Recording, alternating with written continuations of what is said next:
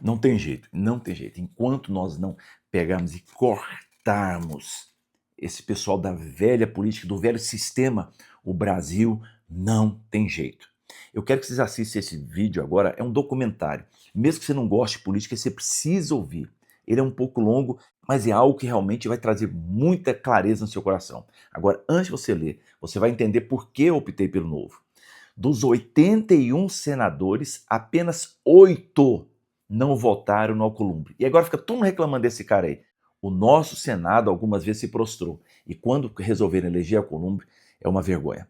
Agora, sabe quantos senadores do Novo tem?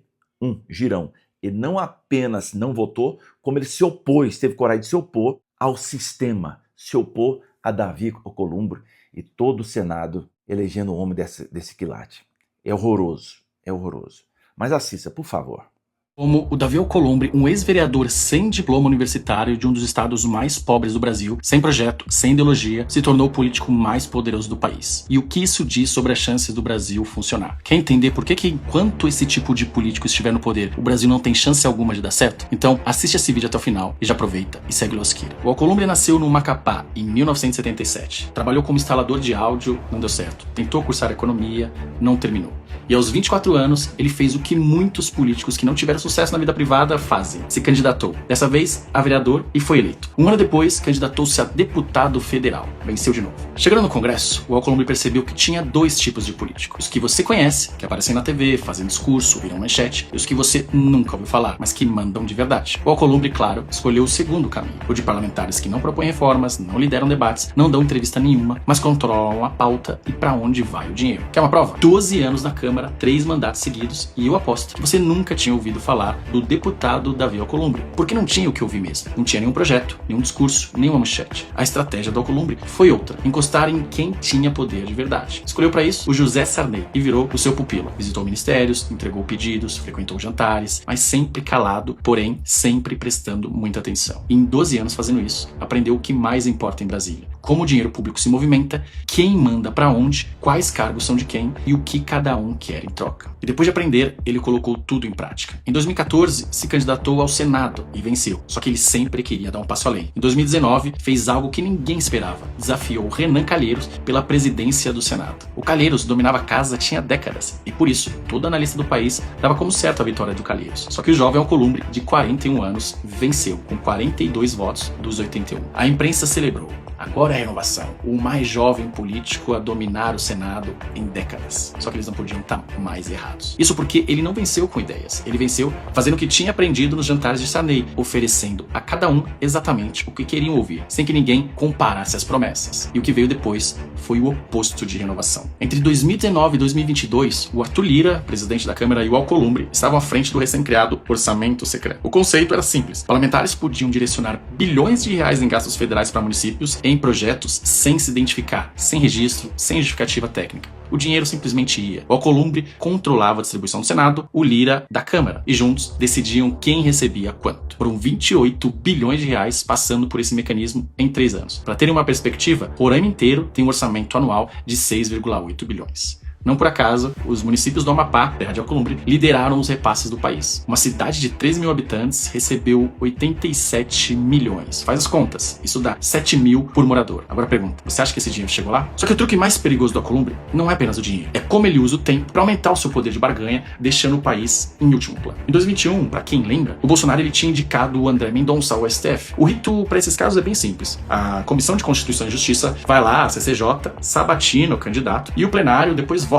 Tudo isso em poucas semanas. Mas quem presidia a CCJ? Ele, o Alcolumbre. E simplesmente ele não quis marcar a sabatina. Foram 4 meses segurando a sabatina. Um recorde absoluto na história. O Mendonça foi lá para tentar garantir a sua vaga e visitou 76 dos 81 senadores. Mandou mensagem, ligou e o Alcolumbre não respondia. Senadores foram lá, cobraram em plenário. O STF pediu explicações e nada. Quando finalmente ele liberou, a mensagem já tinha sido dada por ele. Era como se ele dissesse, olha, daqui pra frente, ou negocia comigo ou o caminho vai ser difícil. Agora, agora o rito está se repetindo exatamente com o Messias, indicado por Lula. Não por ideologia, claro, mas por método. Porque o Alcolumbre segura, sabendo que a indicação parada vira uma moeda de troca. É um balcão de negócios e funciona toda vez. Só não funciona, claro, para o país, que fica em segundo plano esperando. Fosse só o controle do orçamento e do tempo, já era grave o suficiente. Só que o que marca a vida pública de Alcolumbre é a rede de investigações ao redor dele. Diversos veículos da imprensa noticiaram. Em 2003, na estreia em Brasília, seu nome apareceu em gravações da Polícia Federal. O prefeito de Macapá atribuía ao jovem deputado Alcolumbre a definição de valores de emenda para obras com licitações fraudulentas. A investigação, claro, nunca avançou. Depois vieram as acusações de rachadinha, segundo diversas manchetes. 6 mulheres pobres dos arredores de Brasília contaram à Veja que participaram de um esquema de devolução de salários proposto pelo senador e o seu chefe de gabinete. O valor estimado seria 2 milhões de reais. Gerou notícia-crime, ação por improbidade, mas nada além disso. Só que não fica só no Alcolumbre não, tá? Tem a família dele também. O irmão Josiel sofreu uma operação da Polícia Federal por suposta compra de votos e caixa 2. O irmão Alberto Alcolumbre teve R$500 mil em espécie apreendido pela Polícia Militar. E o primo Isaac Alcolumbre foi indiciado pela Polícia Federal por tráfico de drogas e associação criminosa. Só pra ficar em alguns familiares, tá? O padrão parece ser sempre o mesmo. Dinheiro público entra de um lado e alguém da família aparece sempre na outra ponta. E a defesa deles nunca muda. Eles falam, é campanha difamatória, teve motivação política e justificam. Seguimos todos os ritos e tudo que fizemos estava previsto na lei. Olha, mas uma coisa eu tenho que assumir, isso funciona, porque no Brasil,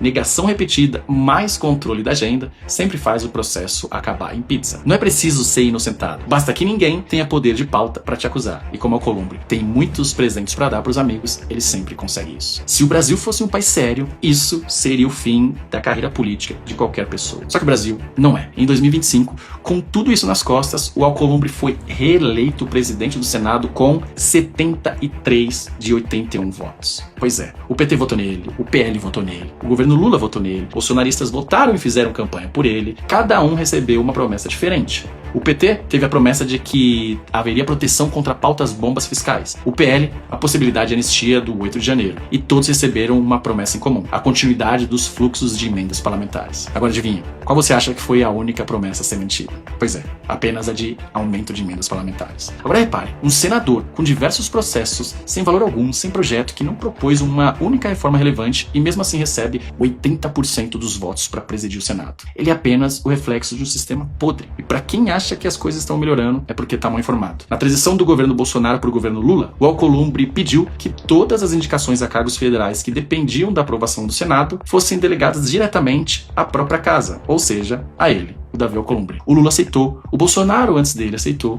e o próximo presidente vai aceitar. Sabe por quê? Porque o Alcolumbre entendeu algo que presidentes demoram muito para aceitar, que no Brasil o executivo governa. Só que quem decide o que o executivo pode fazer é o Congresso e o Senado. E quem decide o que o Congresso e o Senado faz é quem distribui as emendas e quem controla a pauta. Ou seja, Davi Alcolumbre no caso. Só que não basta a gente culpá-lo sozinho, porque se ele é um vendido e transforma Brasil em um balcão de negócio, é porque alguém do outro lado está pagando e alguém está negociando. E quem está fazendo isso é o sistema, é o centrão, são diversos políticos. E um sistema que não premia quem governa bem, mas premia quem distribui dinheiros e cargos. Enquanto isso não mudar, você pode trocar o nome, o partido, o estado. Antes era o Renan Calheiros, hoje é o Alcolumbre. E o próximo dono do sistema, ele já está sentado em algum gabinete calado, só prestando atenção. Enquanto a gente não mudar isso, o Brasil nunca vai ter jeito. Pode pôr o presidente que for, que se a gente tiver políticos como esse no poder, o Brasil nunca vai mudar. Eu sou Léo Siqueira, economista e deputado. Se você gostou desse vídeo, passa pro seu amigo e segue minha página. Até a próxima.